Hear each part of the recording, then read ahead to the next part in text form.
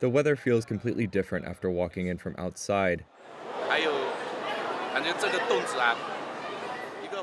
The hotpot restaurant sits inside such a long tunnel. I am so shocked.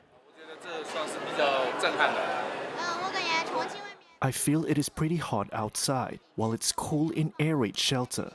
I don't feel any heat when having hotpot here. Instead, I feel refreshed.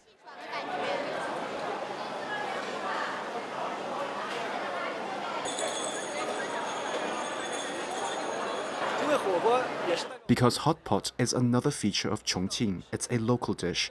We merge historical culture with a delicious dish, attributes carried by both.